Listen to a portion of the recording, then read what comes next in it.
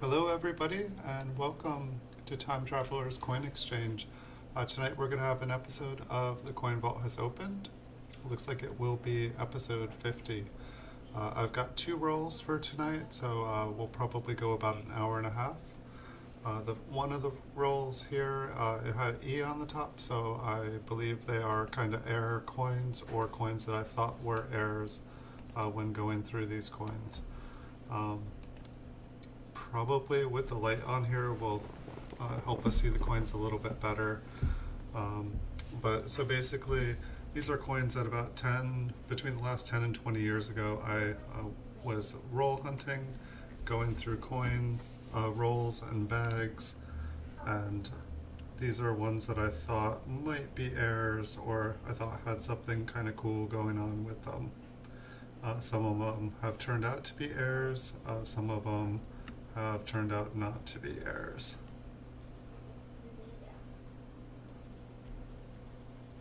I'm just trying to get a closer look at this one for us.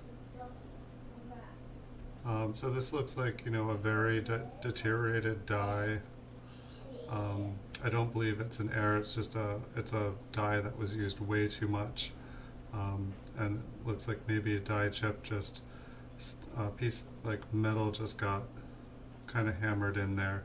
And what's interesting is it almost looks like there's another mint mark to the north, but I'm guessing it is just pieces. I'm guessing like that huge blob was probably stuck in the 9, filling the 9, and then it kind of like dropped, or just I don't normally see the bottom of the 5 being filled. I normally see the top of the 5 being filled, and it looks like it just kind of like broke off up here and landed down there. So kind of a cool looking coin. We can take a look at the reverse here in just a second. I'll zoom out.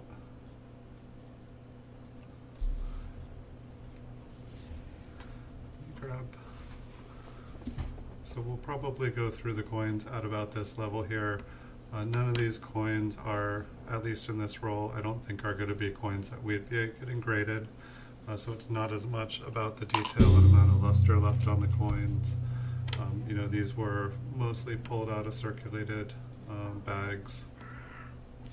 So here we see like the 9 is pretty much completely filled. So once again, this isn't really an error. When I put all these away, I did not have as much knowledge as I have now, and I am still obviously learning here. I think we can get a little sharper here. But it's kind of good to look back at these, and it's not, these weren't that common either. So this one here, we have a kind of a lamination error. There's kind of these cracks running through the coin. This would be considered an error. This coin shouldn't have been made. They should have weeded out, this planket shouldn't have been used. Some of these will look really cool. Some of my favorite coins have this running through. I feel like usually something like this would add a premium to the coin. And I think they look cool. Here we have a very, very worn die. You can see how smoothed all the detail is. It kind of looks like it might be like a poor man's strike. This is not, the double die, obviously. But it'll like have, I don't know, the 55s just seem like they were made really, really horribly. Quality control took a vacation that year, I think. And so I think if we zoomed in, we might see like a little faint addition on the end. But just really, really, really weak flat strike. The reverse looks like a little bit better.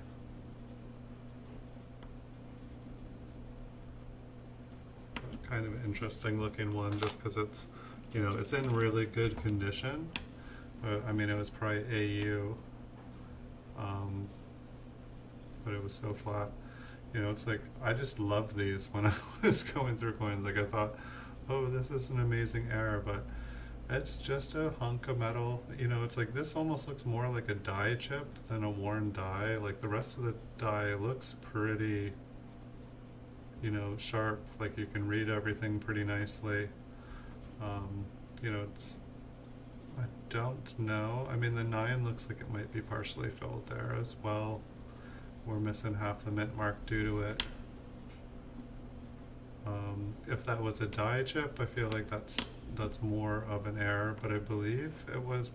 I feel like it's more likely that it was like a filled 9 or 5 that just got really, really filled and then broke off and moved down there. But that's like almost bigger than the 9. That's pretty big.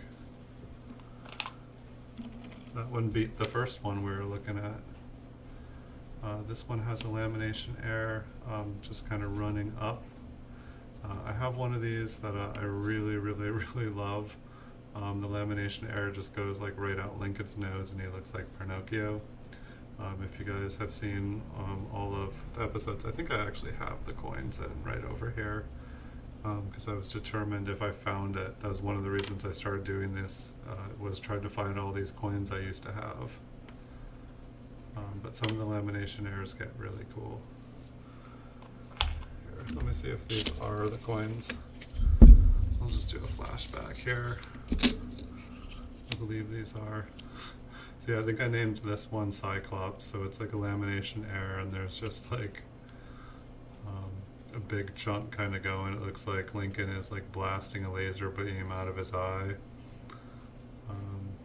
The light isn't being too kind on us with these. This one here, I believe, I'm not even sure if it is a lamination error. It just, it looks like Lincoln's blowing a bubble. And it just looks cool. And this one here, like there's a lamination error kind of going up the top. On some angles it kind of looks like Lincoln has 2 horns. Maybe he's a princess. And this is my Pinocchio one where it's like a lamination peel that like part of it's actually peeled off and broken off. But it always makes me smile whenever I look at it, so I keep it around when I need a smile. This is like Mountain Man. There's like a lamination error. It kind of like gives him a bigger, burlier kind of beard. It's like Mountain Man Wolverine. So we've got half the X-Men here. We've got Wolverine. We've got Cyclops. And we've got Pinocchio. So we all know Pinocchio was one of the original X-Men. So here we've got a variety.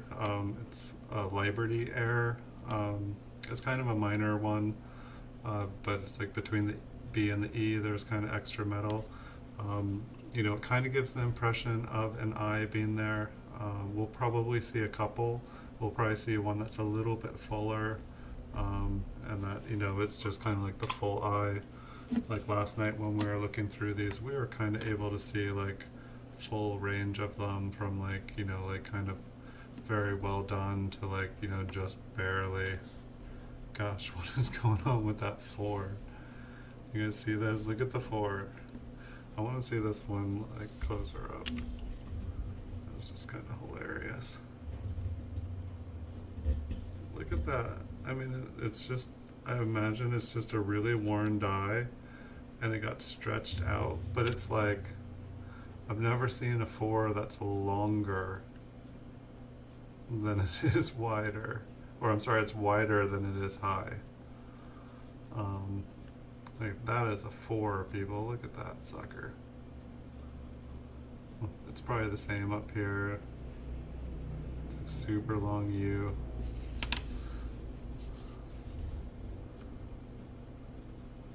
We've got the filled 9. But that is an awesome 4. It's like super 4. This one here is a little bit beat up. We've got kind of a filled 5. The S on it kind of looks a little bit flattened. If the mint mark was looking like that to me normally, I'd probably want to zoom in, but I feel like I can see just like everything else is all kind of scratched and dented. This coin has definitely got some damage to it. And you know, the filled 5, it's not really collectible. It's like more like a clogged die. It's like been used so much. This one is a Liberty error. And it's almost like a Liberty error and then some, because this one really sticks off. It's like kind of like a Liberty with like a die chip on top of it. Like I can feel it when I run my finger across it. Which, you know, these are circulated coins. I pulled these out of, most of these out of 5,000 count bags. So I'm not as worried. I'm picking the coins up and tilting them, on my fingernail. So, and I made sure to wash my hands really good. However, I have looked at my hands under the microscope, and it's like, I can tell I've just, this one is almost identical to the last one. I didn't see what the other date was on the other one. But yeah, definitely you do sweat right out of your fingers, and that has oil, and that's not good for the surfaces. But I'd say most of the original surfaces on these coins are gone. They've been rubbed off. Still does have a surface, but the mint luster for the most part is gone on most of them.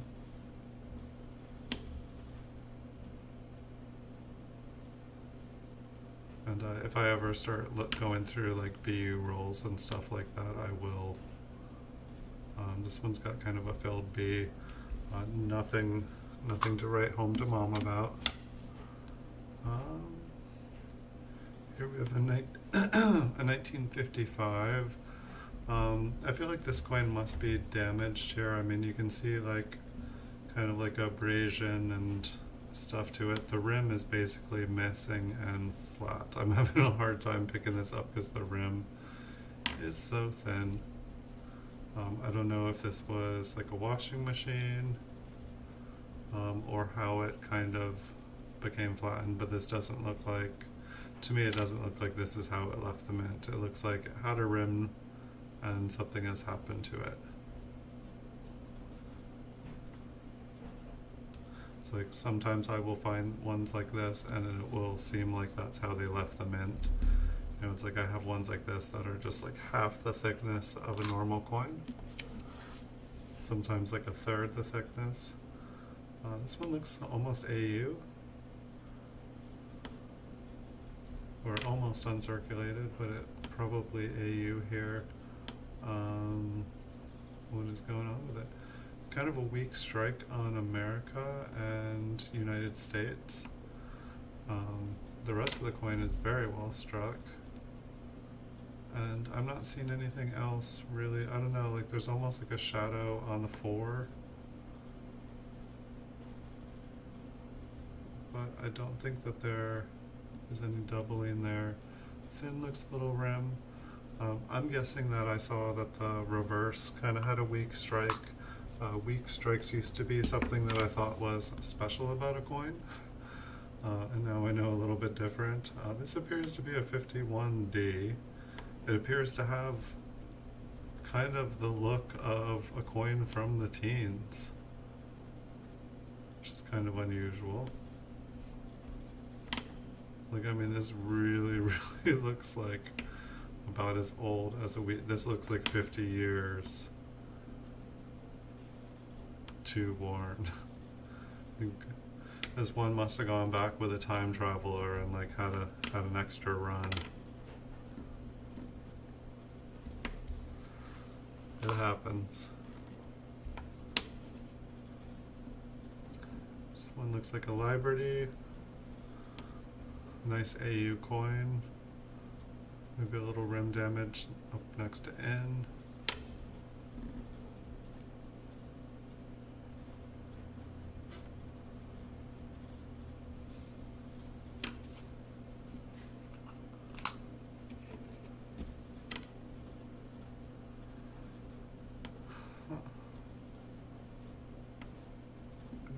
This one. So we've got a 53D. Before I start trying to think any harder, let's look at the reverse.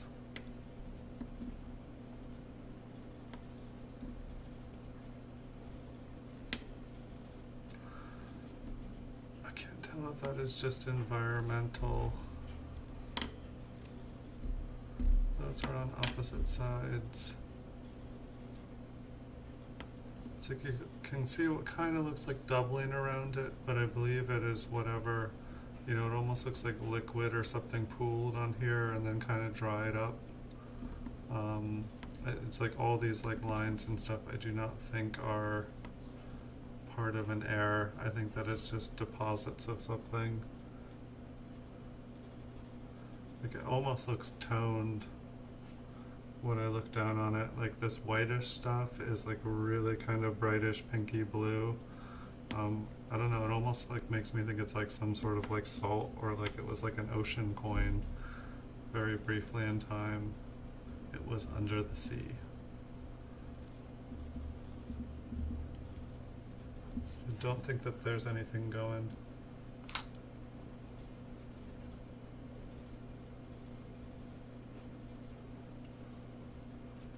Hey Jeff W 1267, welcome.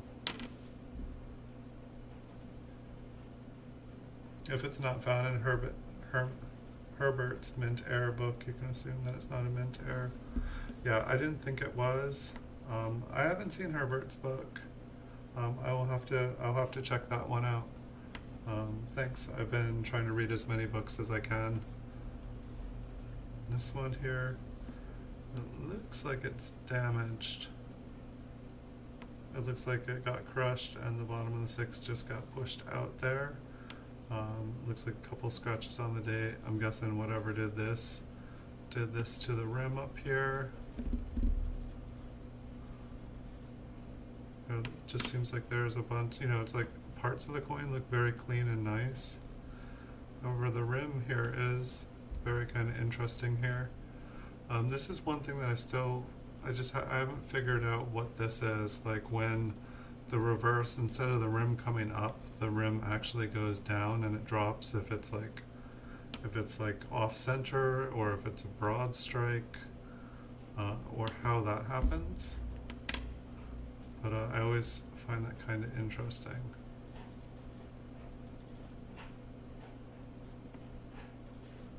Yeah, I guess like the front here kind of drops off on it too, on the front here.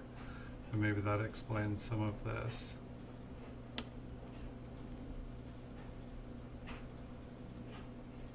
It's like almost like the coin has like a bezeled edge. It's like a reverse rim, if that's a thing. Oh, here we've got one of those ones I think I was talking about that is just way small. Or here, this might be a good example. It's like this is a coin on top of a coin. Perhaps the rim has just been... Here, we'll do it on the side and then I'll take the other. Okay, so this one is roughly the normal thickness here. But it is... You know, it is that small. I feel like we had a better one last night that looked like it was definitely original. This might just be cut out. Why someone would cut the edge off? I mean, it doesn't look like they just buzzed the edges of it off.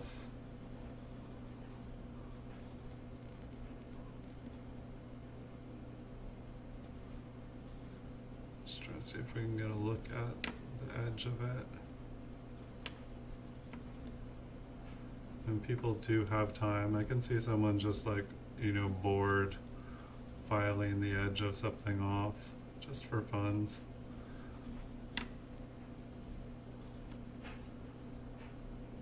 Just really feel sharp. Doesn't look 100% round though. You know, it looks round-ish.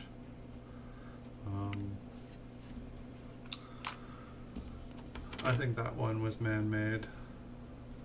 That would have been my guess. Here we've got a Liberty error. I do see people buy and sell these. In some ways, I don't see how it's really different than a filled B, or just because, like for the 40s and 50s, it happens so often. I don't feel like I've seen any Liberties from the 30s or the 60s. And so there must have been something different about the way the coins were made during that time period. But I feel like I have almost a full run of 40s and 50s with Liberties.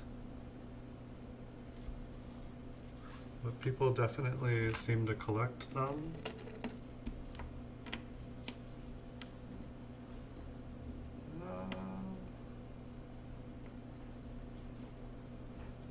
We'll ignore that for a minute. Just see if there's anything else going on the coin.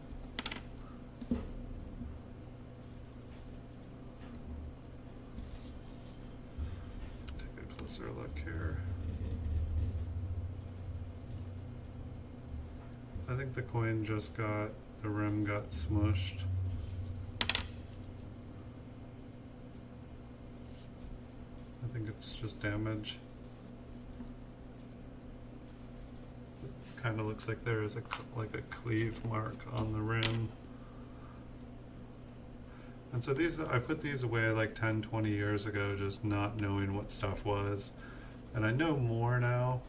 But I definitely have more to learn. So, like Jeff, definitely say anything you want. I'm thirsty for knowledge. Yeah, that's what I think too, Jeff. I think that one looked like the edge was just ground off. I agree. It didn't look 100% round. I felt like they did a good job grinding it off. I felt like it could have been much rougher, but to me it definitely looked like it was just ground off. Almost looks like a 1991. You can see a scratch kind of going right through it. It's like seems like this roll has a lot of coins that are just simply disfigured, but some of them are kind of entertaining here. So it looks like there's like a smash. Someone was trying to make a coin from the future. They were trying to make a coin that shouldn't exist. The rare 1991 wheat set. Only one of them known to exist. This one's kind of cool. I believe this would be the lamination error. But it almost looks like it almost kind of looks like part of the die wasn't even there. Like the die broke. But you know, you can see where the bottom of the coat was.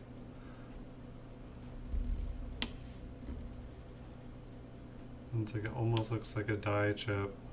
But I'm guessing that just this part, the metal just was not an even piece of metal. The planchet was not an even piece. Hey Logan, welcome. Tyler's here. Welcome, Tyler. So this one here looks pretty cool. I'd consider this one an error here.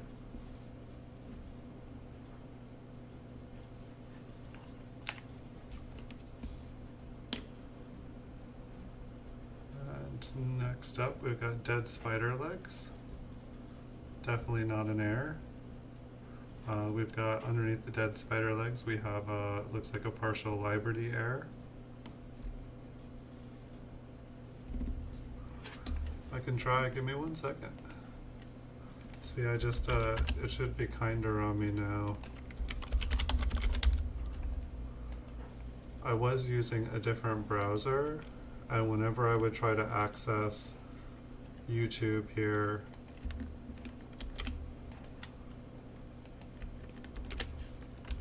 it would get really slow while streaming. Let me know if that one worked. But there's a link to Tyler's channel. He's been working really hard trying to grow, and I'm trying to show some support for him because he's been doing an excellent job. Congratulations on passing 600 subscribers this weekend, Tyler. You've been doing a really awesome job.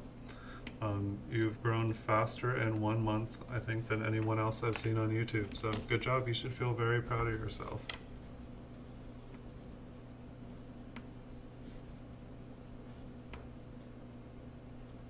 This one looks like it's partially, let's see if I can focus here a little bit more. Partially filled B, not an error in my book, more of a worn die. This one looks like it's in about AU condition. Looks like there's a little bit of rim damage up on the top here. So like maybe AU details. A little bit of luster remaining on the coin.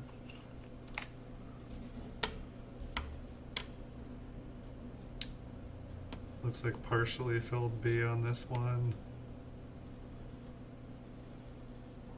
Looks like the mint mark's got a couple marks on it. I don't think there's an RPM there.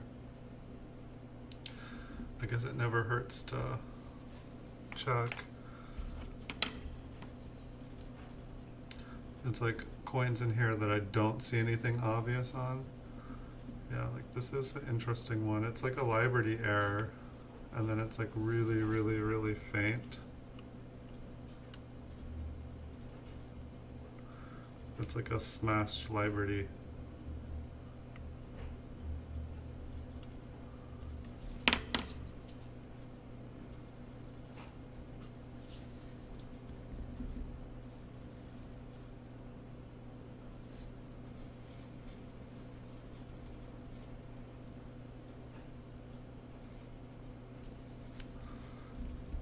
Nice, that's pretty cool, Logan.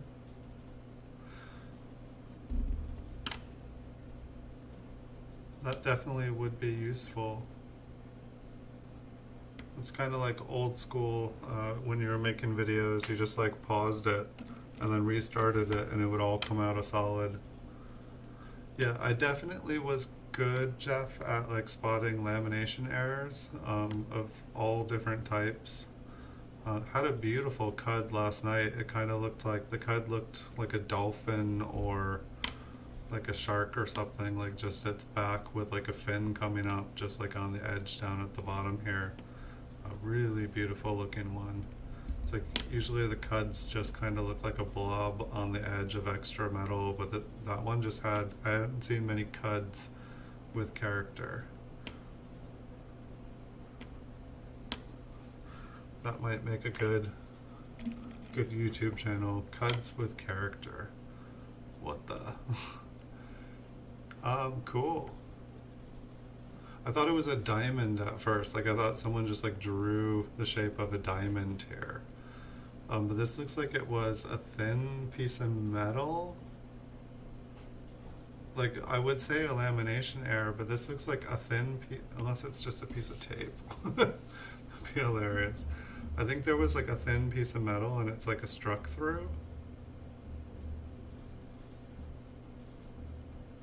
And you can see like the metal, like it got folded twice, I believe.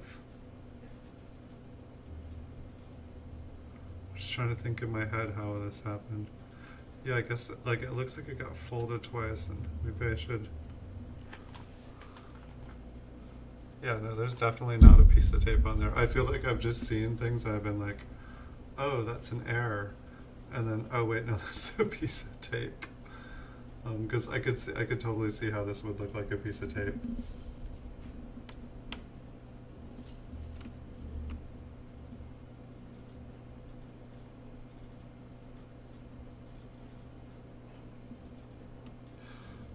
I did not see that comment. I'm gonna have to check out my comments because I feel like I'm not getting all of my comments. Like this one looks really cool. I like this one a lot.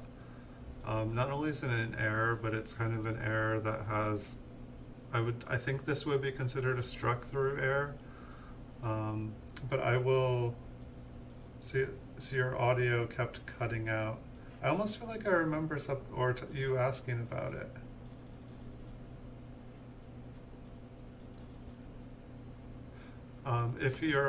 Is your audio cutting out on your YouTube videos, or is it on the ones you're making or the ones you're watching?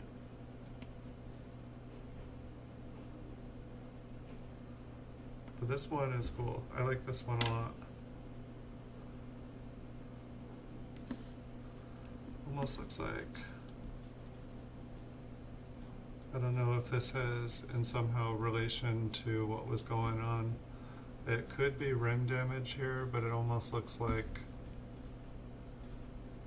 something's missing from there, or something like it was like struck on something again. But a beautiful 1929. It just like it reminds me of like a faceted diamond.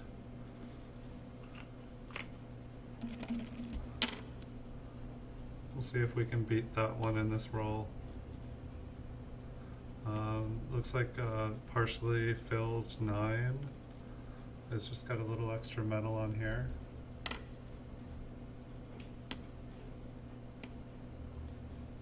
Some environmental damage. Definitely not an error there. What's going on down? Almost felt like I wrote like or read states down there. I think it's just scratches.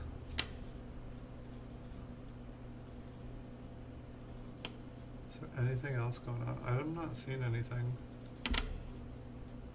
It's not a die chip. Yeah, I think it was just the partially filled 9 here.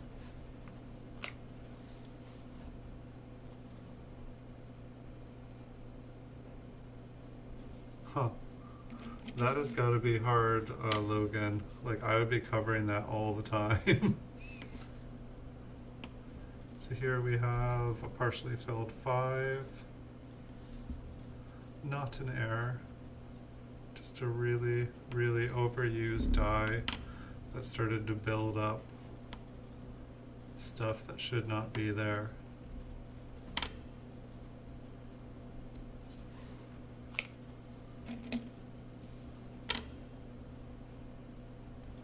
In 1950D. I see some scratches on the date.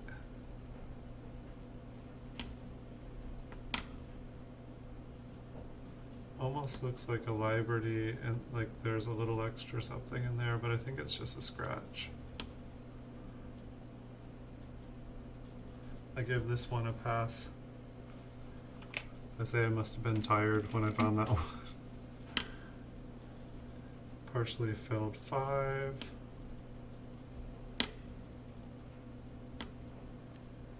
It is interesting though, like some of the rolls, it seems like I'll have like tons of die chips. Some of the rolls I'll have tons of lamination errors. Some of them will be like all Liberty. This is the third one like this in this roll. I feel like I have 2 mint state 66 1954s that look like this. So it's like, it's amazing that like that late in a die state you can still get a mint state 66 coin.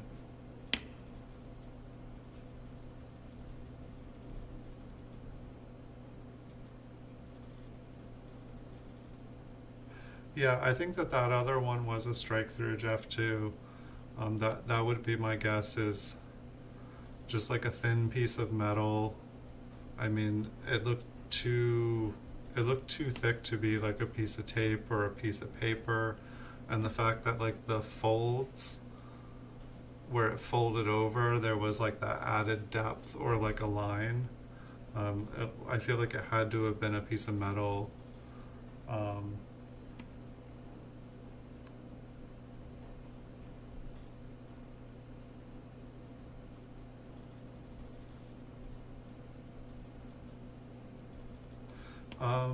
Logan, I don't know about the iPhone 5. I do know on while watching people's videos or just watching any videos on YouTube, sometimes, especially if I have more than one tab open, especially if I'm watching more than one channel at the same time, sometimes it'll just cut out. Usually what I would have to do with that, but this is on the computer, not the iPhone, I would have to like just close my browser and open up a new browser. I've had similar issues on my phone where volume would just get funky on something.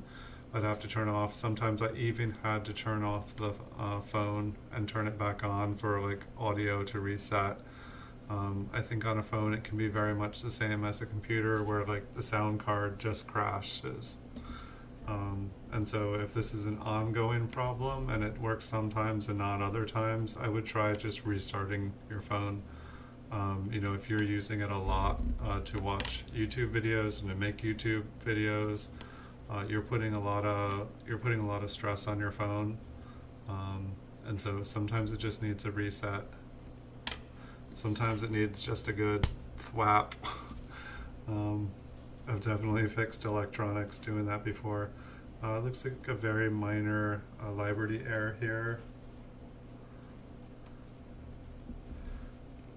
And so, Jeff, it was sounding, yeah, I don't really know the values of strike throughs, and that's one of the things too. It's like I know I'm able to recognize some errors, but I haven't really paid attention to like the history and sales of different kind of errors to know the values of them. And so I feel like I've said it like probably 10 times that I need to like just, like every day just like search, on eBay and different places what has sold, what was labeled as an error, what is sold, how much things go for, figure out what sold for too little, like just figure out what the going rates on things are. Because I probably have about 10,000 like real air coins, and I probably have about 50,000 not real air coins, and just like kind of sifting through and figuring out what is worth the time of listing, and then listing it correctly the first time.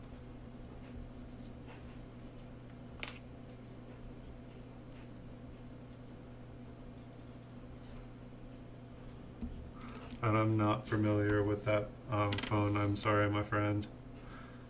This one looks like it has a lamination issue. The just going straight up the coin here. Kind of looks like die cracks, but it's just kind of zigzags back and forth. Just like kind of improper metal mix on the surface. I think that's the only thing going on with it.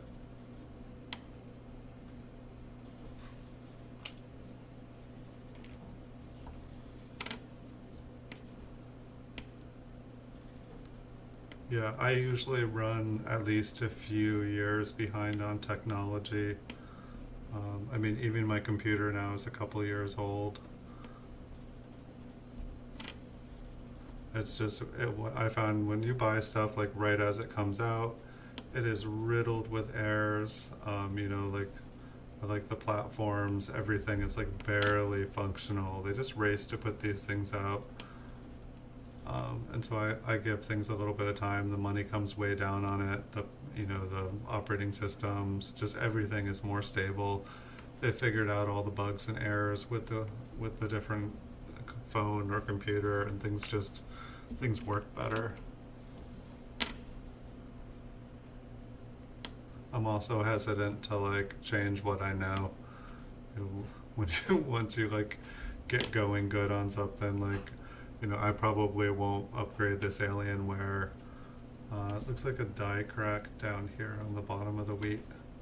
I probably won't upgrade this Alienware until it quits working, because this one should, like I gave it all the bells and whistles so that I could stream video games, but I burnt out on video games, so I just started making videos for work here, and I enjoy my work, so I'm having fun working now, and making videos has been way better for my eBay store. It's been crazy. Like my sales have gone up like 400 or 500% just by making videos of all my listings.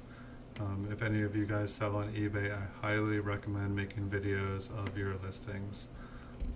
People definitely like it, and it was awesome this week after like making videos and stuff for like almost a year. I started doing this in August. It's amazing how fast a year has gone by, because I just made like 4,100 videos, and a year passes. But like just this week, like eBay sent me a thing. I think they sent it out to a lot of people, but it's like now I'm an eBay partner, and so when I make these videos, I can put a link, and I get referral fees when people come. They don't even have to buy my stuff. If they buy my stuff, I get 0% selling fees.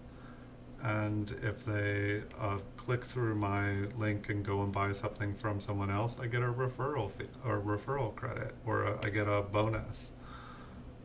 So that's pretty awesome. It like brings like another avenue of passive income into my life, which means I can do more giveaways, I can do more scavenger hunts, I can buy more coins for you guys to see videos of. I'm looking at this one. But yeah, if you guys make videos, if you guys have like, if you have an eBay store, you guys have videos or a website, you know, you can join the partner program. I believe anybody can, as long as they have a website or, you know, somewhere to like post stuff from.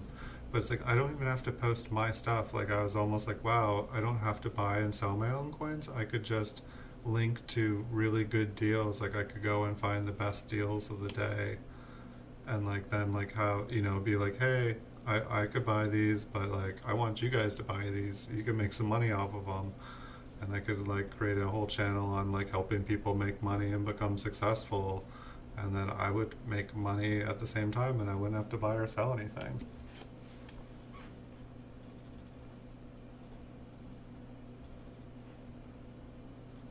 A split obverse die.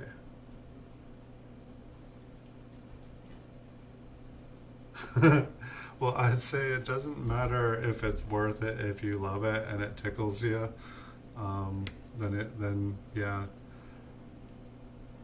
I don't know, like my favorite oldest one, I got see, I'll probably tell you the wrong one. I think it was 1858 extra fine 40 flying eagle cent.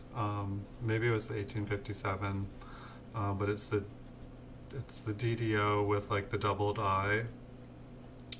But I'd never seen one in person, and it's like just everything on it is tripled. Like the entire obverse is tripled. It blew my mind. So I'm not sure what this one is. You know, the coin's a little bit worn. Like the date is just fine.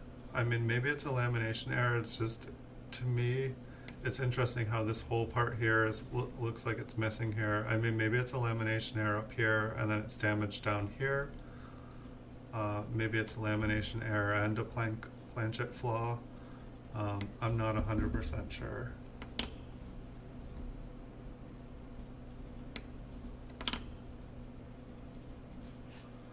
That one there looks pretty cool. Not as cool as that other one. This one kind of looks like a poor man's double die. It probably has a skull crack too. Yep, it's got 2 skull cracks. You can see how worn the die is. It almost looks like it has like a extra rim going through "In God We Trust." It's like not only is the lettering pushed out on the coin, but like the rim almost seems like it's pushed in on the coin.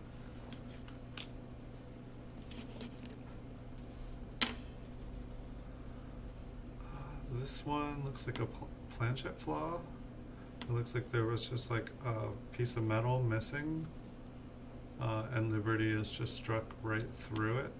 Did a pretty good job making the LIB as well. Pretty nice looking.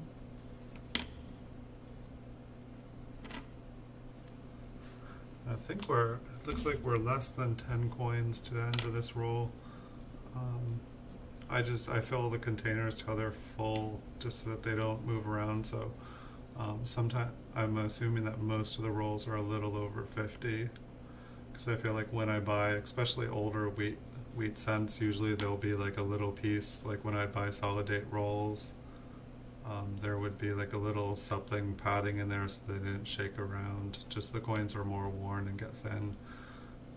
It's like kind of like a die crack, kind of like a lamination error, kind of like a little bit of metal missing on the edge here. Like this one almost looks like you could like see underneath it. That's why I was kind of like tilting it up like that for you guys. Looks like there is like is that? Almost looks like there's like a little piece peeling up right there as well. It's funny, like I always look on the back to see if like, you know, the crack goes through. And I almost never see a crack go through. It always seems like it's just on one side of the coin.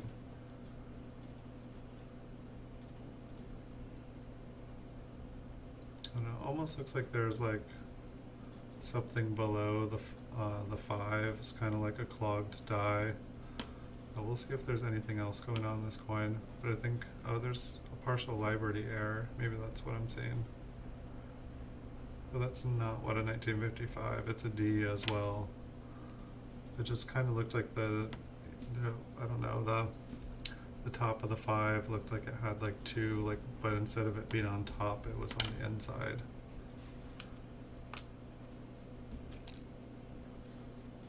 This one looks like it has some corrosion.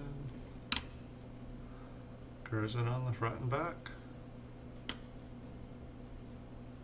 I think that's all to say about this one. I mean, it is interesting.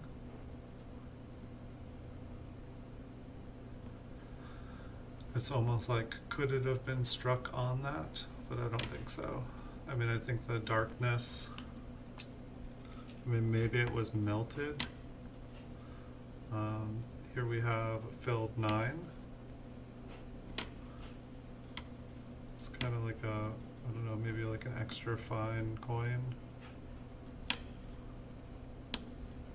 Nice surfaces, but it's very like smooth. Like Lincoln has a lot of detail missing from his head. Just everything kind of like flows.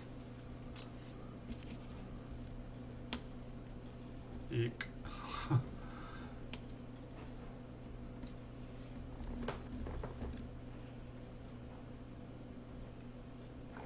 I'm really not sure here. I mean, there looks like there's, I mean, I almost want to say it was like struck through something, but I almost feel like there was some manipulation to the surface. Let's look at the reverse.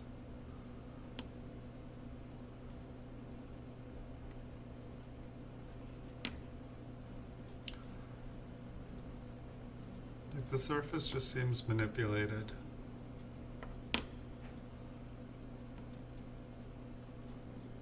I'm not 100% sure. I mean, it's like, it looks like all the details are like flat because there was just something in between, but I don't think so.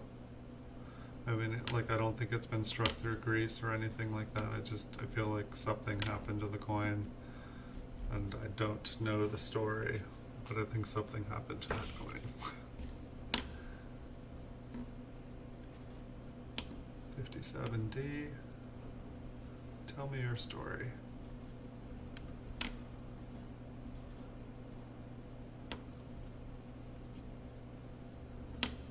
I'm going to take a closer look at the mint mark here.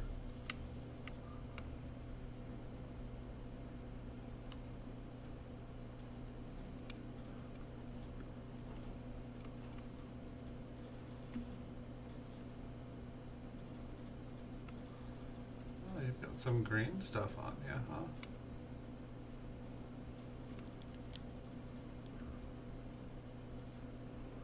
Okay, it's a partially filled B. It is kind of, that little crack next to it's kind of interesting.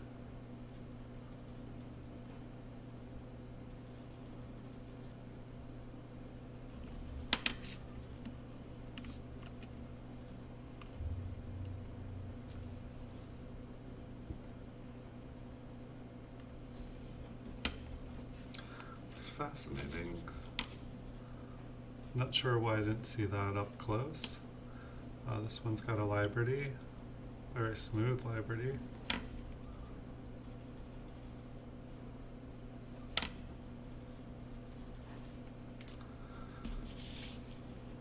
Oh, interesting. I think the next roll is marked with a K and an E. I thought it, like, I used to use kind of like, if I'd make rolls of them, like I'd kind of put them in piles. So I don't know if a K and an E is just abbreviated for keep. Usually a K would be kind of better than average coins, and then an E would be an error. It could be a combination of like error, like better errors or better better quality errors. We'll see what I was thinking. It's like it's amazing how much I remember because it's just like a different life. But then it's like sometimes I'm like, what was I doing? Or like, what's this?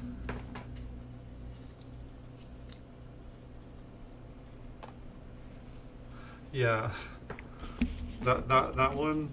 It's like I don't even know if it was suspicious. I just couldn't place how or why it looked like that.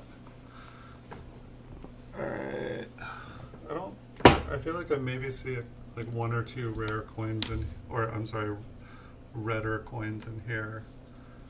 Um, which I mean, for all I know, I when I put most of these coins together, I was not able to spot clean coins from mint state ones, or I'd be like, it would be mint state, but with like a big scratch down the middle of it, and I was just like, what is this worth?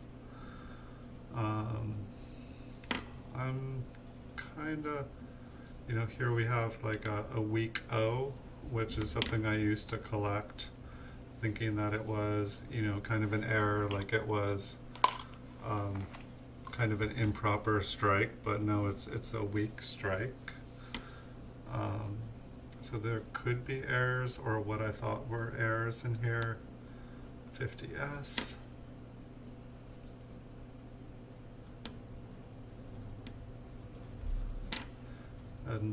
But it's like sometimes I was just going through, like 5,000 count bag of wheat cents, and I'd be pulling out the better, like this, the bottom half of this looks cleaned to me, just the way it's way brighter.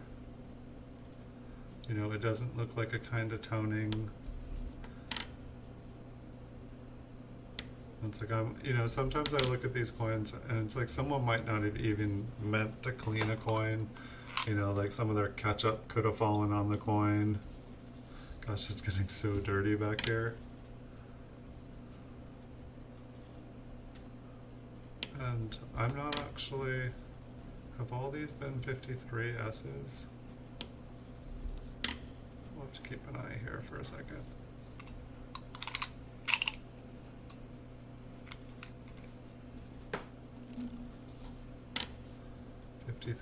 S. I mean, it's like things can weako.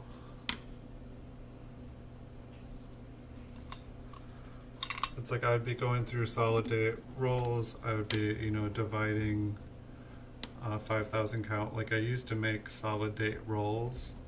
Like I would sell single coins, just, random circulated coin. I'd split things up by the date and mint, and I'd sell them off. But then I would also sell, my first eBay store was selling single, just you need this coin, you need this date and mint, here you go, just, good or better condition basically, every date, every mint, and then I'd be making solid date rolls.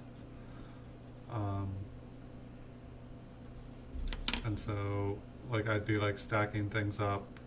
And so it's like I could have a big run of coins that would all be, but it definitely looks like this is not all 1953s. Here we've got a 35S, pretty circulated condition. And so like also one of the things that I like kind of considered rare was when you're, trying to make solid date roll from like circulated batches of coins. You would have like, a big pile of 57Ds and a big pile of 58Ds. And then you would have like no 1952Ps, no 1954Ps, no 1957Ps. And so it's like when I would find one of those in circulation, I'd be like, oh, this is a much better date. Like, I need these to make rolls. And, but it's like now that I buy, most coins that I buy are MS64 or better, and so it's like, I don't know, it's like I know that there are, it's like a lot of these coins that I thought were worth like $1 or $2 a piece minimum, I have found that no, they are better than the average circulated coin, but they're just in this gray area where there's still really nice examples of specimens of the coins available. And so there's not the market. Like maybe once all the higher graded ones have kind of been found and like sorted out, some of the lower graded stuff will like kind of pop up.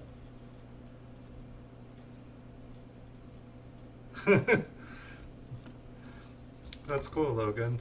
My voice has becoming a household voice. She must have, like, you said that you watched a lot of the videos to find one of the scavenger hunts. Congrats again, by the way, for winning. Um, but you were saying that you were watching a lot of them, and so it must have been going in the background at the house. But she must have watched one if she knows that I have long hair too. We've got a 54S. Yeah, I was thinking, I don't know, I needed to make some more scavenger hunts. I think I might be doing another scavenger hunt. I think I might do some, but put the clues or put like, like where people need to go on my eBay store. Um, Kind of a way to like bring people from YouTube to eBay, but like hide a clue. Have the scavenger hunt clue be in an eBay video, or I'm sorry, not the eBay video, but the listing itself, which would make it much easier. I have like only like 3,000 eBay listings, but I have like over 4,000 videos. But for people to find it in the video, they have to watch the video. While on eBay, you would just have to go and look to see if the clue was there or not. But since I didn't know, I need to look at the like terms and conditions. But like, since I get referral fees for people clicking on the links from my video to my eBay store, it would be a way to, like, I could start doing lots and lots of prizes if it worked. But I just have to make sure that that's not against the terms and conditions.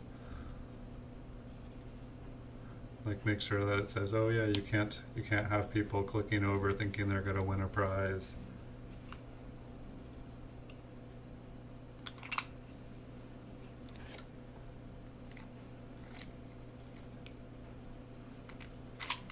Hold on, Jeff, I'm gonna have to go back in time here. The 35S.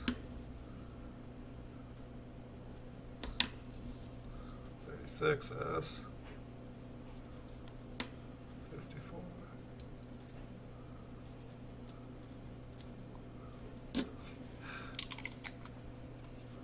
Is it that far back? Oh, I haven't experienced the tube. Like the tube wouldn't let go of the coins.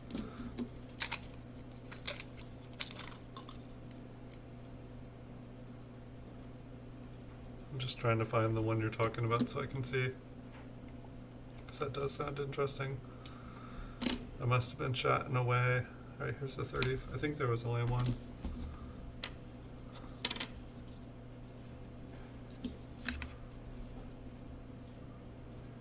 A ghost image of Lincoln clearly on the reverse, even in.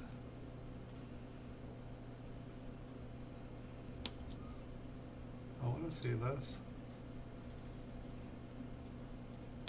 So what is it, like kind of like a curve going?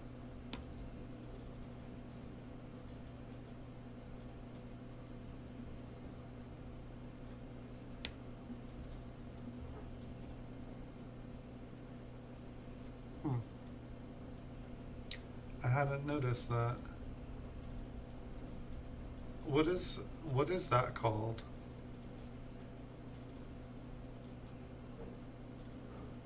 Because I always see people talking about things like that, and like when I'm looking at coins, I never ever see that. Like, and it's like you point that out. It's like I feel like, I mean,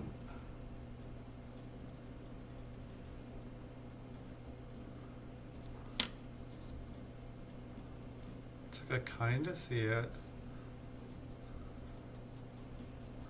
But is it just kind of like the back of his head here, like the coat and the back of the head? Is that what you see?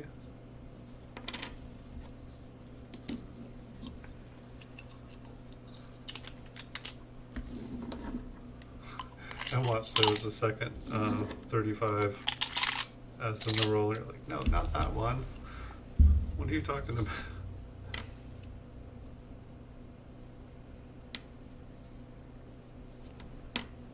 Is that like a clash with another coin when it happens?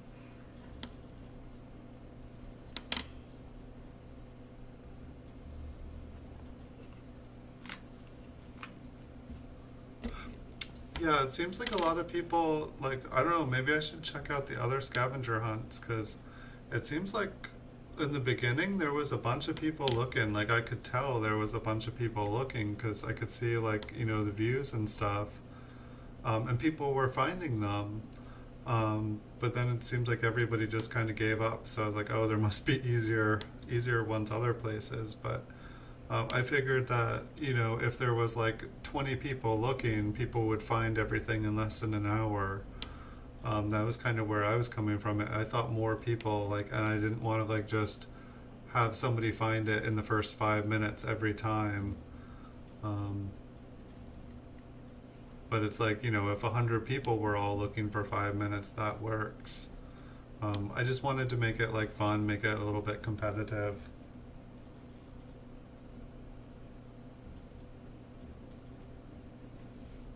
Oh, that's no fun that it's lagging out. Can't quite see it. I don't know if this is just a stain on the coin here.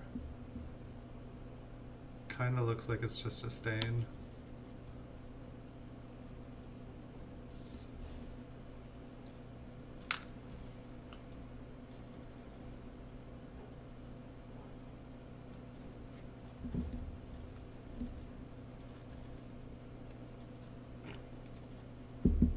So there's an upside down bust going through the C.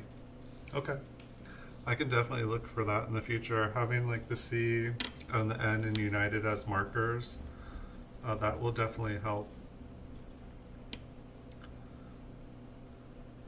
I believe the L here has just been a little bit damaged.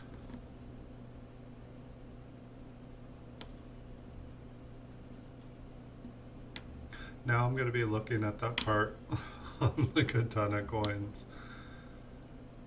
It's like this one kind of looks clean, just, you know, there's scratches everywhere on it, but it's like so glossy. I mean, even where you can see like wear on his cheek and his chin, it's like still all super shiny.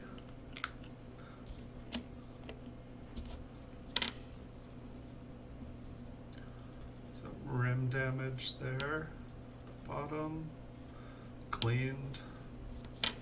I love these coins. It's like, why? Sometimes I'm like, why? But you know, it's like they're like when you're starting to coin collect, and it's like I'd already been coin collecting for a long time. But still, I don't really have a good excuse for why I kept some of these coins.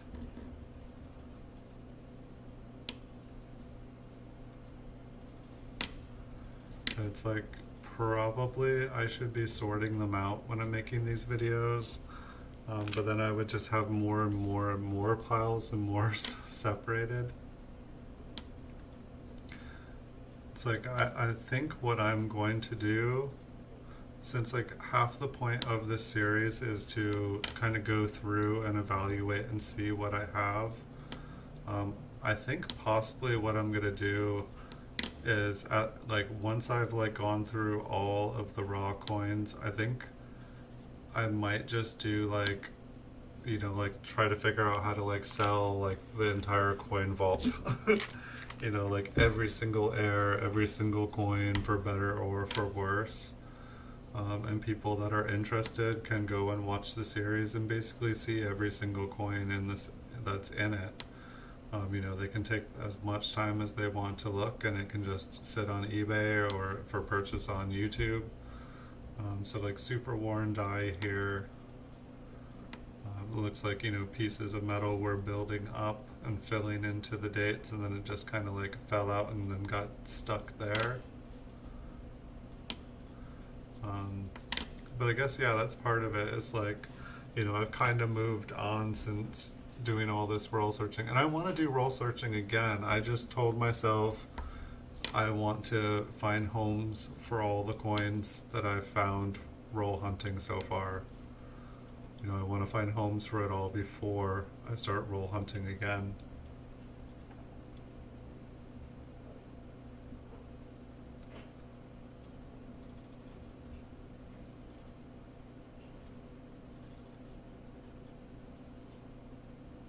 Interesting. Thank you, Jeff.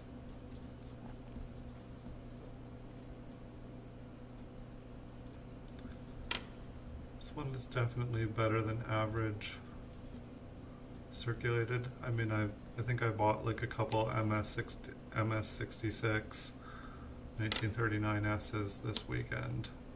So it's like, this is, I don't know. I feel like this is in between AU and like an MS62 brown or something. A little bit of a weak strike. Almost kind of looks like a woody. Not quite a woody. But yeah, I don't know. Someone, a friend of mine was saying, a good friend of mine was saying that like the mint, has not been producing nearly enough coins this year due to the coronavirus. There's little teeth marks here. And so like some of the coins might end up, being worth more money just because the mintages. I haven't checked to see what the mintages are. I'm guessing that that's just some sort of damage. Something got punched into the coin there. Somebody bit it to see if it was gold.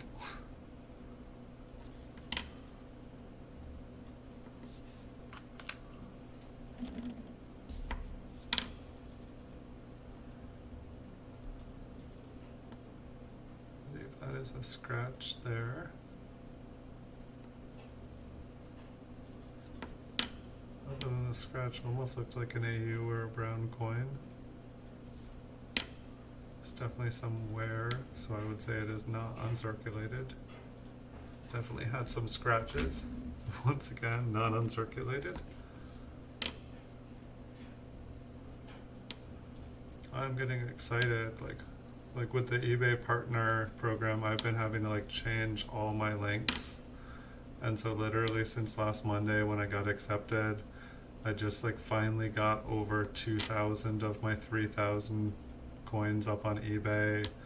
I got over 2,000 of them now updated, so that now if people click on the links, instead of it just directing them to the page, now it goes to the same place, but I get paid if somebody clicks on them. And so it's like I've just been doing it all day long every day. And that's one of the reasons I didn't get a scavenger hunt video done this weekend, because it was like the first day I put up the eBay partner program links, I started to get sales, and it was funny, they weren't sales to my coins, they were sales to other people. They were like $50 were selling on someone else's account, but I was getting paid. And so since then I've just been like doing the links as fast as I can, because I figured, oh wow, I just put up like 100 of them and I had sales, and so it's like now I have thousands. But the sales haven't been accumulating as fast as I thought they would, but that's okay. I mean, basically it's like once they're up, anytime it happens, it's like free money. So I don't think there's anything better than that. Like, when I make like my videos and like do my eBay work, it's like, it feels like I'm making money while I'm sleeping when something sells at night. But now it's like I don't even have to sell anything. I don't have to post anything. I don't have to sell anything. I don't have to buy anything to sell. But I love coins, so I'm going to continue doing this, even if I start doing a little bit of marketing as well. But it's definitely been fun. I mean, like a few weeks ago, I was just on YouTube. I think it was like 3.5 weeks ago, I was just on YouTube. And now I'm on Reddit, I'm on Mix, I'm on Pinterest, I'm on Blogger, I'm on Tumblr, I'm on Twitter, I'm on Instagram, I'm on Facebook. Like, it's like these are things I just don't use in my daily life. And so there was no there was no reason for me to like make all these accounts, and then it's like I hear other people talking about stuff, and I'm like, yeah, well, this is for my business. This is not for me. And so, and it's working. Like my Instagram account, like I probably have like I'm almost 600 followers there, and I've only had it like 3 weeks. But all I do is like I only post photos of the coins I make videos of. Like I don't even make the videos. I've been posting like links to the videos and stuff, but Instagram doesn't really let you do it, and I do everything from the computer. So I had to figure out a way to have Instagram let me. It thinks I'm a phone. When I have to like put it on settings so it thinks I'm a phone, but it still won't let me send. I think I have to have like a different file format than I do that I make with my OBS program. So I mean, I could just probably make videos with my phone and put it on there, and I'd have more followers there, like instantly than I do on here. But I like YouTube. Like I use YouTube. It's one of the things that I actually use. I feel like different generations use phones more than they use computers, but I'm just able to do so much more on the computer than I am on the phone.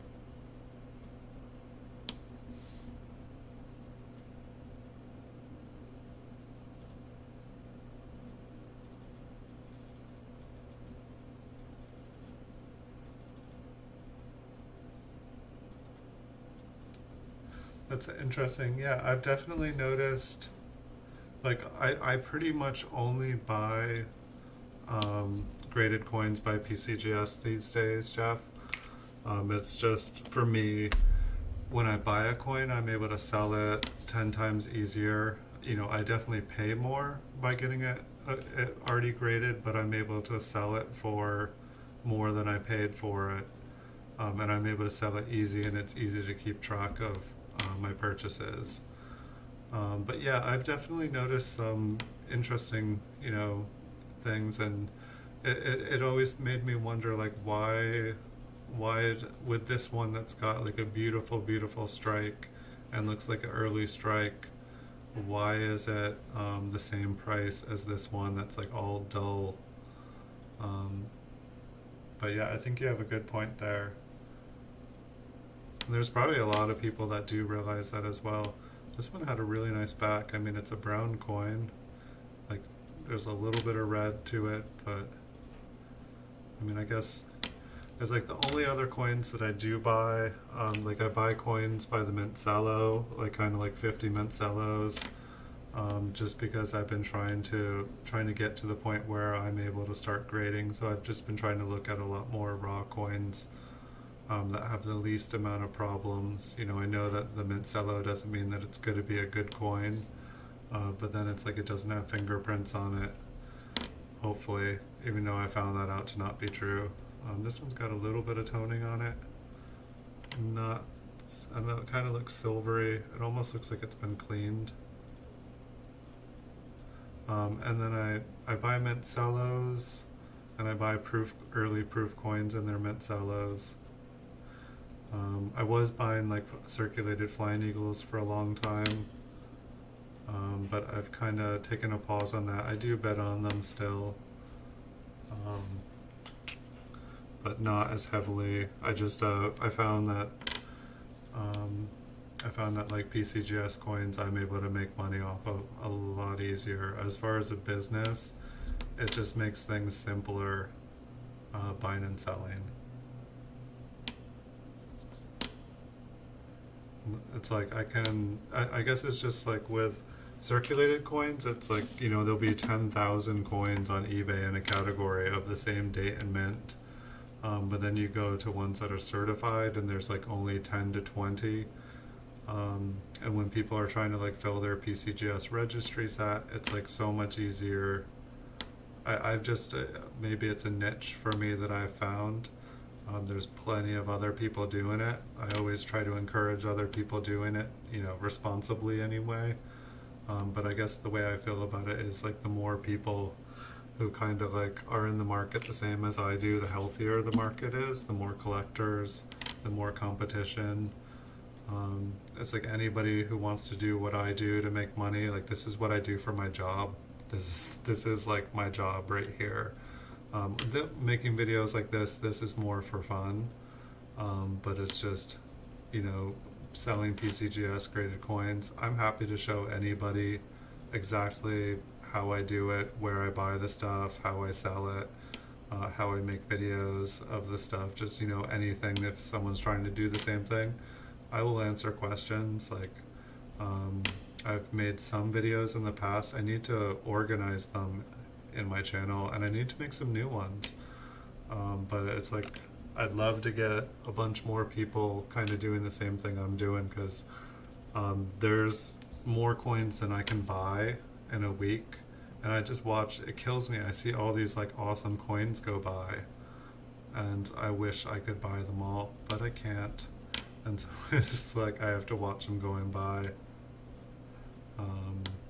One guy, Andrew, comes on here. We've kind of started like a proof, a graded PCGS proof mafia, like proof Lincoln wheat cents and early memorials, and we've just been buying as many of them up as we can. And so that's been kind of fun. I think I have about a third of the PCGS graded Lincoln cents on eBay. There's one user called Gift Stores Online. He's been like flooding it lately since we started doing it, and I think he's probably trying to sell off a bunch of his. I did notice that user also lives about an hour away from Andrew, because I was able to, like, you know, compare usernames and, you know, towns that the coins were from, and so for all I know, Andrew and him are the same person. And that's cool. But I should create extra eBay accounts. You're allowed to do it, and it seems like it is a good idea. You know, it's like I talk about getting more people into the hobby doing what I'm doing. It's like I could just simply create more businesses and have the businesses just doing the same business, selling.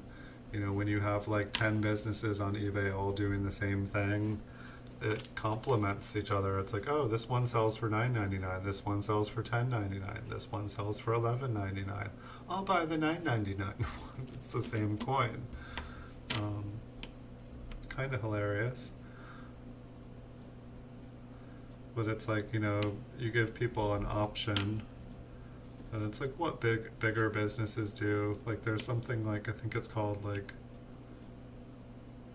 I don't think it's the placebo effect, but it's basically, it's like what you give someone the option between a small, medium, and large soda, and like you have the large soda just be, you know, you have the small soda be some absurd price, the medium one be like basically overpriced, and the third one overpriced but only 10 cents more than the medium one. They're gonna go for like they're gonna go for the large one every time, because it feels like if they're going to spend that much money, they might as well go with like the absurd amount that they don't need. It makes them feel better. But they do the same thing with cars. They do the same thing with airlines. It's like just like kind of like a marketing thing.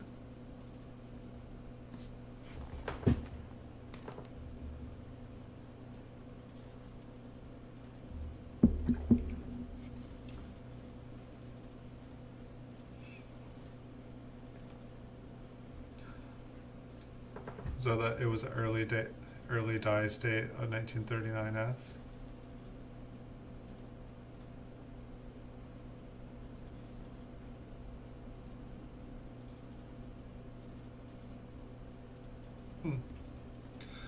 Yeah, I need to read back through some of the books, because I've definitely been noticing, especially the closer I go in on videos, like when I have solid date rolls and like 50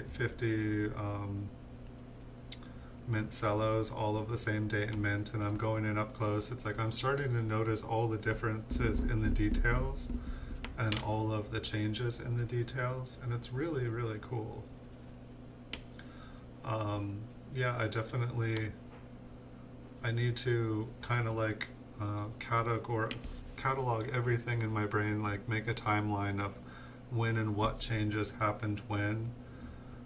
Maybe I can create like kind of a timeline, like a little picture timeline that kind of like shows how things change. There's, you know what, there's probably already one on YouTube. You know, I think Chuck, and looking through Lincoln Sense, I think, you know, it's like he goes through everything. But since you're reading like, you know, a whole book, you know, all the changes that subtly happen, you know, it's like you kind of forget what you're reading. You forgot what happened 50 pages ago and where the dots connect.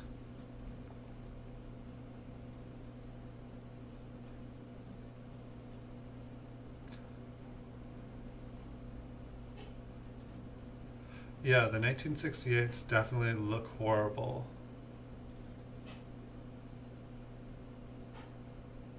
Yeah, that actually, like a 1969, that was, I don't know if you've seen the video that I did. Like the, pretty much what happened was I was buying as many 1968 and 69 proofs as I could off eBay and stuff. And as I was doing that, I got a coin, and it was supposed to be a proof 68 red, and I'm like making my PCGS video for it, and it said MS 68 red 1969S, and I'm like, wait, what? Awesome. They sent me the wrong coin. But then I look at the coin and I'm like, no, this is proof. And so basically I was like, wait, did they misgrade this? And like looked at the population report, and there was like only 4 graded that. You know, check the cert. But basically I listed it on eBay as a proof 68, and like Andrew saw it because we were talking about third party coin graders that had like messed up on their slabs. And so he was like, is that available? And I was like, it's on eBay right now. And he bought it like instantly. But so as I was mailing it to him, I had ordered another coin from the same person, and it came. And so I dropped off one in the mail, and then I picked up the other one, and it was another Mint State 68 red 1969S. But what was confusing for me is, like you were saying, they like redid the 69, and the detail all of a sudden was way, way, way better. And so I was like, could this actually be a Mint State coin, that it was one of the first 1969s made, and it looks proof-like because it's like the first coin off of the new die? Like, could that be? But like, you know, in the end, I did have like Chuck and a couple other people look at it, and they say, no, that's absolutely a proof coin, which is what I thought, but I just wanted to make sure. But I was able to verify that all 4 of the certs for the MS68 red were, they were all proof coins. So there is no, even though PCGS shows 4 in the registry, those 4 don't exist. The highest graded Mint State 1969S is actually a Mint State 67, and you should check out when those 68s came out and graded. The price of the MS67 halved. So if you ever see a Mint State 67 graded by PCGS right now, the price is actually worth at least double than what it's going, because people think that there are 68s out there. And I've held 2 of them in my hands, and I know what the certs are for the other 2 because they were sequential orders. But I thought that was really, really interesting. I was like, wow. Because the whole thing, I was holding the coin and I was like, wow, this is like $1,000 coin. Or I'm sorry, this is like a $15 coin in a slab that says it's $1,000 coin. I'm like, this is a dangerous slab, and I'm telling Andrew about it. He's like, I want to buy it. And so he bought it. So this one's just like a really weak strike on the 6. Sorry, I was just having fun telling the story. So I still have one of the coins. I sold Andrew one, and I wanted to keep it because I thought it would look pretty nifty on my registry set. Ouch, look at the corrosion on this one. Probably the nicest luster up here that we've seen here tonight. And then this.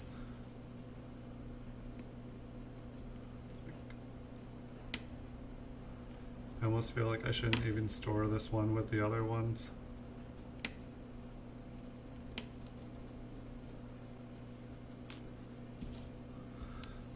got a couple more here. Looks like I was pretty much right on the dot. I'm getting better at judging how long it's going to take me to go through these. And there did seem like there was a lot of S mint marks in here. It looks like there's a little bit of toning on this one. A little kind of like green, blue, purple in the center here. I so wish my camera picked up toning better. I think really I just need a more, like I need a solid light box that all the light is like thoroughly diffused.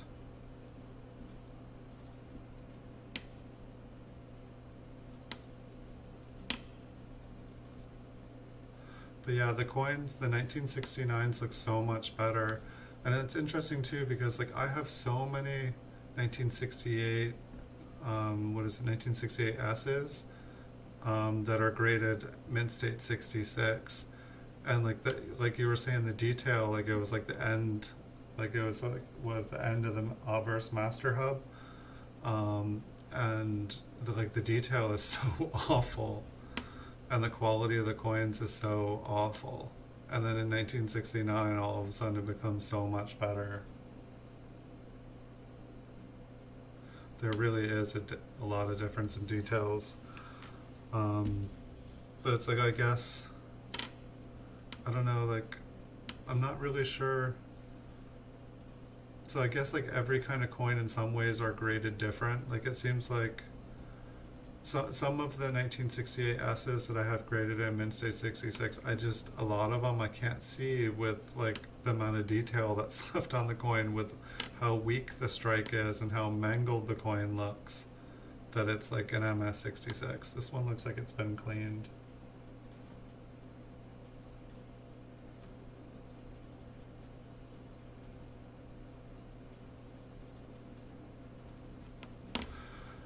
Well, that's why I was like, like Andrew and I were like, could this be a proof coin? Like we're like, or could it be a mint state coin? And the more we talked about it, the more we like started to like come up with like stories of like how this could be a real coin. But it like I have like at least 10 other ones, that are proof 68 reds, and they look exactly the same. And yeah, it's possible, but I don't know. Like I showed it to a couple other people that I trusted their opinion, and they were like absolutely 100% proof coin. But it's like after like telling myself enough stories, I definitely was starting to like think that it could be.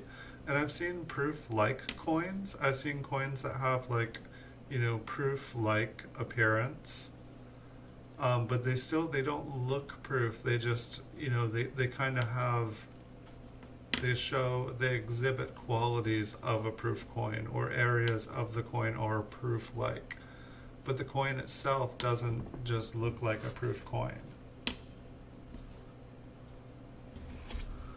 I think a bunch of these were,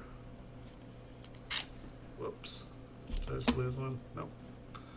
I think a bunch of these had mint marks on it, so maybe we'll go through a couple more here. I can zoom in. Just make sure that we don't miss like an RPM on here.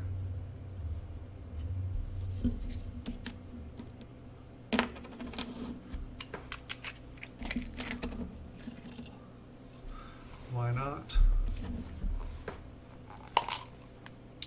But yeah, that would be crazy. Like it would have been like my best coin score to get like an MS68.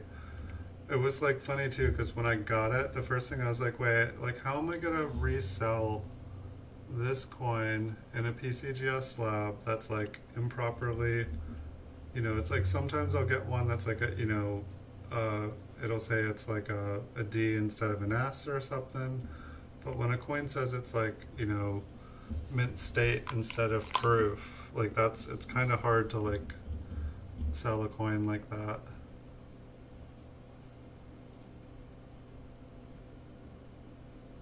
A little skinny S on the bottom there.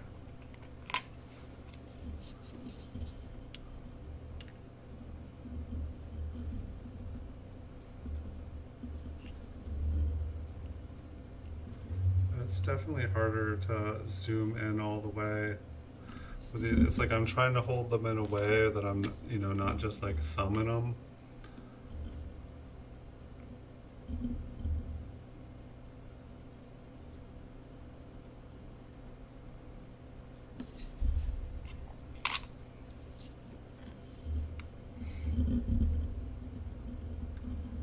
Let's see.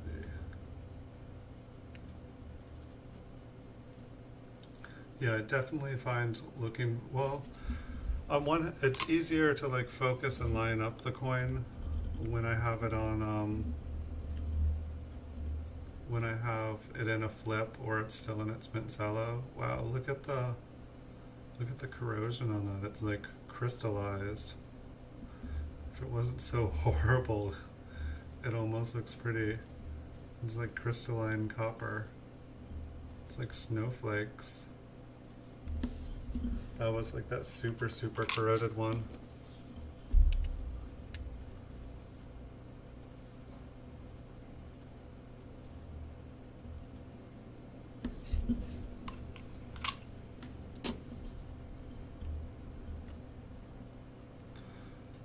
Yeah, I guess it's one more thing to take into account, whether it's an early or late die state.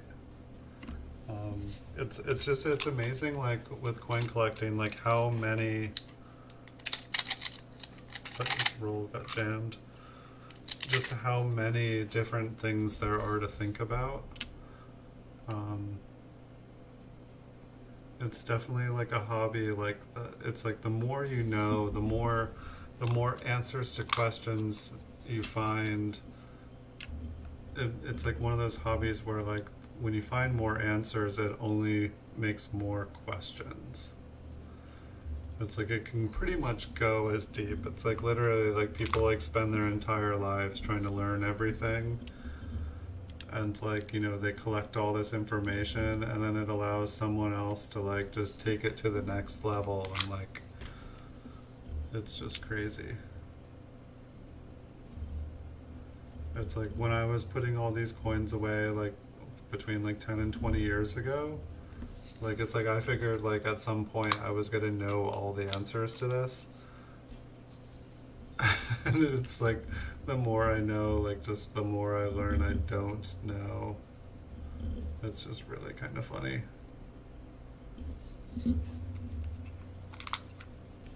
But I want to learn more. I have John Wexler, the authoritative reference on Lincoln Cents. I still need to read it. It's right in front of me. I've got Walter Breen's Complete Encyclopedia of U.S. and Colonial Coins. I need to finish that one. It's like I bought the million coins before I bought the book. And, now I'm like, now I've bought the book and I've slowed down buying coins, but I still need to like read the book. I bought the book. I'm making progress, and it's like I'm going and trying to watch other people's videos and shows and ask questions and learn. But I did everything backwards. I loved it, jumped right in, but I have so much to learn.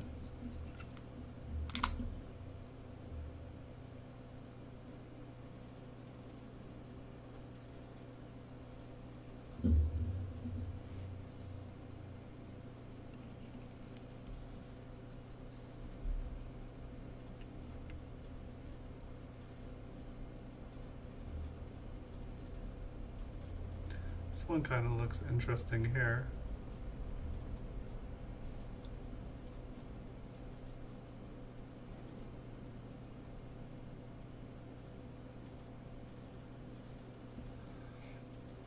I don't know if it's just I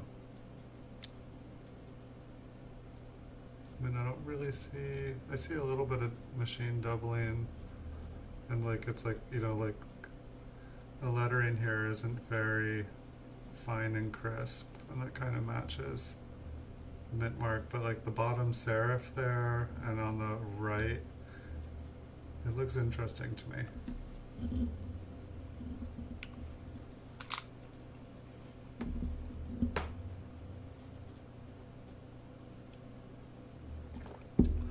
obverse is better, but you can see stretching between the date and the rim, and especially between the mint mark and the rim.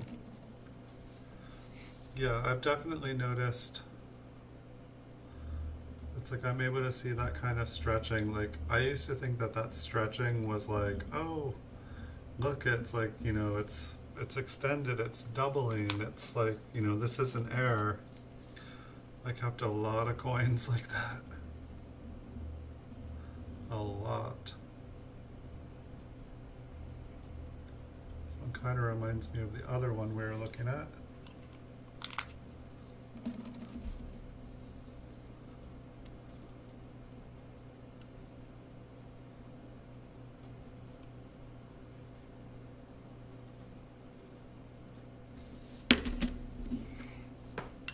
It's always interesting, like I feel like I can be looking at the coin and then there's like multiple people looking at the coins, and it's like, you only see something sometimes if you know what you're looking for.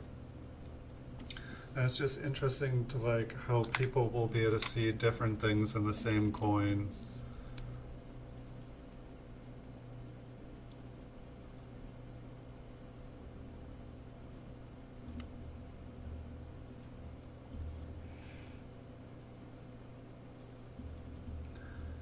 That is interesting that the luster would look better on the later dye stage.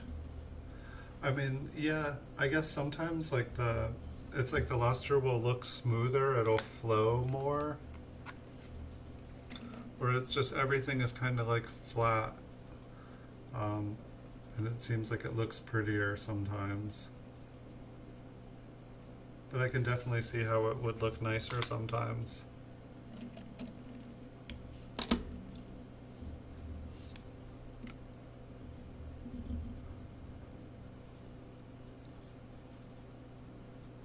Like I should look at some nicer, like higher graded ones where like the coins are just very, very clear, and just kind of look at the subtle differences that go on between the dates.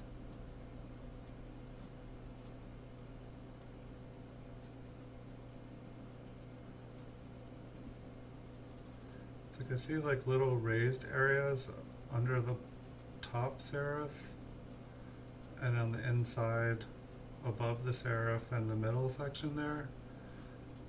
But it's like, I just never know what that, it doesn't look like, whenever I see stuff like that, it kind of looks like doubling, but it doesn't look anything like any of the other doublings I see in books or on websites. This is not helping that my coin, my dyno cam, like the hole itself is exactly the same size as a penny. Like the penny will, when I try to put it up there, it'll just try to like go and hang out inside it. This one kind of has that same kind of doubling look inside.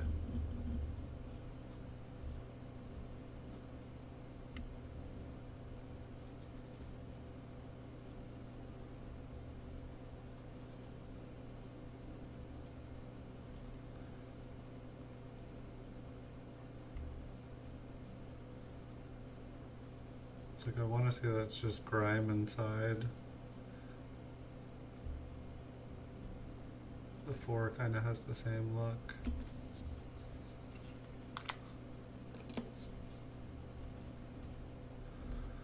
See what this one looked like, it was cleaned, I think. It's like I'm also wanting to look at like, cleaned coins up close, just to see what they do to like the surface, because it's like I can kind of tell up close sometimes, or I'm not up close, like kind of like from a distance when they're cleaned. But it's like, when you have those really nice ones and like you see them like in a slab and it's like, genuine, questionable color, or like just, something about it, like where you're like, wait, why isn't this mint state? It's like I want to be able to like tell the difference between those coins that look like it's, it's like maybe some of it will look smooth on the coin when there should be more details. Like say like the coin will look like a beautiful mint state coin, but then you look at the feathers and they're all flat, and it's like, okay, the coin's been like smoothed and cleaned or something. But sometimes I don't know, I just found that like the coins that are, have uncirculated details, like an Indian head cent that has uncirculated detail that's in a slab, but it's genuine, I found that they actually sell really well. And so I'm not afraid to like take one that's been cleaned and stuff as long as it's in a slab.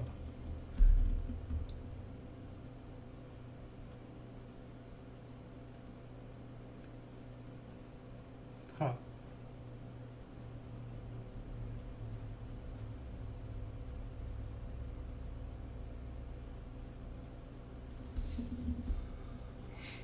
That's interesting.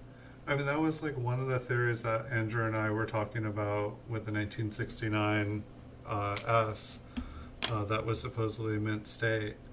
Um, it was like, could somebody have like gotten the first coin struck off of the die, with the new obverse, but they didn't. When they changed the die, the obverse master hub, when they changed that, they didn't change the reverse as well, right? That one looks interesting there. Like when they changed the obverse hub, they didn't change the other one for like until like a couple of years, until like 1970 or something, didn't they? This one's got some machine doubling on the 9 and the 3. I'd want to say this is an RPM, but I feel like when you have the doubling in the mint mark and then there's also doubling in the date,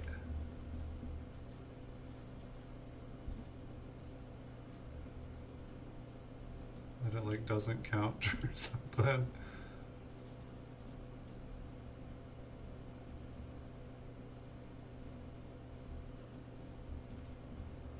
Almost looks like there's like doubling in God.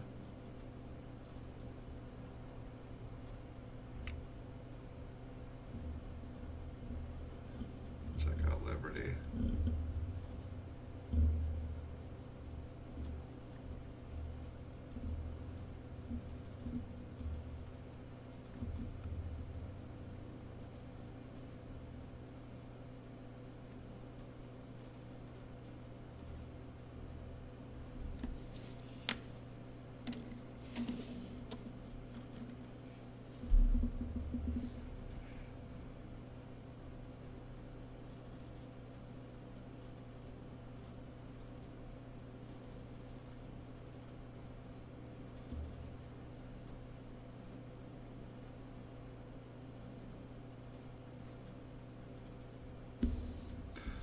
Yeah, the 1922 is definitely.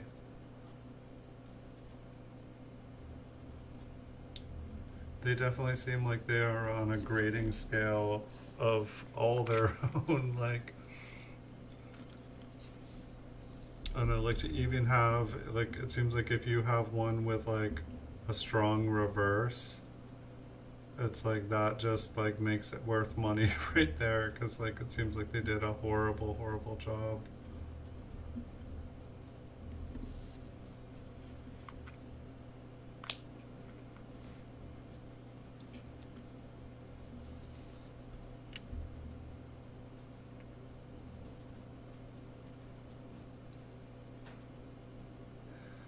Yeah, it definitely seems like different and that's one thing. It's like you learn, or it's like I've been trying to learn like coin grading and stuff, and then it's like, you try to take it over all the different, you try to take it over the decades, and then it's like you look at some coins and it's just like these coins can't be being graded on the same grading scale.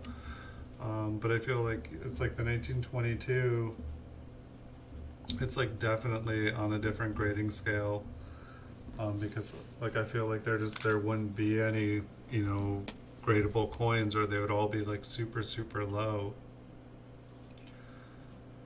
I mean, I feel like for 1922, I feel like the highest coin that I've had graded was like maybe an AU 55 or something. I can like see if I have a record here of the highest one I had. Well, the highest one I have right now is a 35. The highest week D that I have is a good 6 right now. Looks like I got pretty much bought up. I was like buying a lot of the week Ds, even though people say they're not, you know, they're not really a thing. But it definitely, you know, it's funny with coin collecting how people all say that like 1922 week D isn't a variety. It's but there's, you know, there's a following, there's a cult behind it, and it's kind of like, I mean, it's not. It's definitely more valuable than a 1955 Borman double die, but it's like if you can't have a no D, you know, like for most people, it's like a weak D is just gonna have to do. You know, a weak D with a strong reverse, that's gonna have to do. Maybe they only do the strong reverse grading with a no D. I've almost got a no D a couple times at auctions, but for the most part, I don't go that high. I'd rather have it just when trying to sell a coin, you know, over like $400 or $500. I mean, even $200. There's just not the pool of people who are willing to spend that amount of money. You know, it's like those are coins that I'm gonna end up like owning for a lifetime.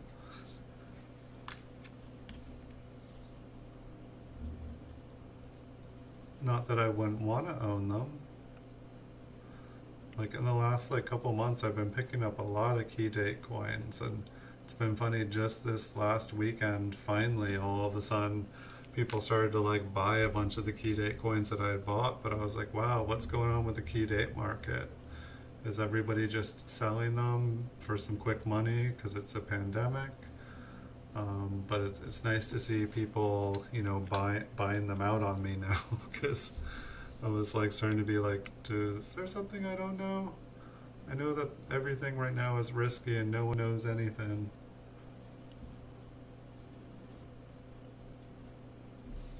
But the only one that I really saw that looked kind of interesting was this one up close. Let's see if we can. And I don't know. It's just the 3 is kind of doubled on it too. And then God was doubled. And so I want to say this is just machine doubling on this one.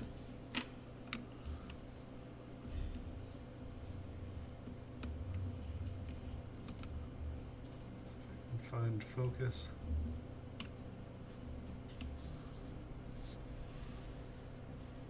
It doesn't look that profound from there. The above is a 1922 no D. Well, let me check something out.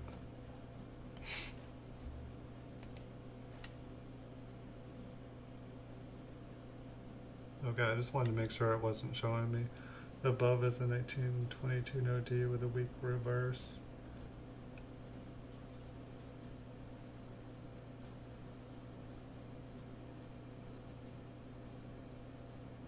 Yeah, that's kind of what I mean is like, you know, like I'll look at some of them and I'll be like, how is this? And then it's like, I just won't understand like how something is the grade that they're saying it is. It boggles my mind. See if I can get some focus here. But it's like I bought like quite a few collections of like lowball graded PCGS coins from like, you know, 1909 to like mid 1930s, and they were all kind of like between like AG3 and like very fine 35. But it was like for some of the coin years, I was like, these are just, some of these grades just do not, and I know graders have bad days, but some of the stuff was just like, wow. Like, wow, like it seemed way off, but then it's like I would look at other ones that were graded a little higher, and it would just seem like the graders are taking something into account. They know that like the details for certain years are just, they're just bad to begin with, and so it's like they give a lot more slack. Um, and so yeah, for the details to be like good 6, like for another coin, but because it's a 1922 D or no D, they give it an AU50. It's definitely interesting. But it's also good to, it's like, let's say you're going through like raw coins and you find like a, really beat up, 1922, that's a candidate for a no D, and you're like, oh, but it's like totally destroyed, or like, it's got no details on it. But, knowing that information and knowing that it could actually have a much greater grade than what you're seeing from, any grading skills that you have from other years. It's good to know. So that was the 2 rolls here that I pulled out tonight. I will more than likely be back tomorrow night for another bonus stream. Lately, my guaranteed streams have been Wednesday and Saturday nights at 9 p.m. And then any night that I just don't have other things going on, I try to do a bonus stream. But I used to schedule my streams when I did video games to every night, every waking moment. And sometimes I couldn't show up, and so rather than not showing up, I try to promise what I know I can do. And then when I can do extra, I always try to do extra. It's been a pleasure talking with you, Jeff. I wish everyone watching a wonderful night. I will do my best to be back here tomorrow night again. So I'm always happy to learn more. I really appreciate the knowledge you're sharing, Jeff. Thank you. Like, really, really thank you. But I should probably get going towards bedtime here. So I'll have to see you in the future. I wish everyone wonderful nights. Thank you guys all for watching, and I'll see you guys in the future. Good night.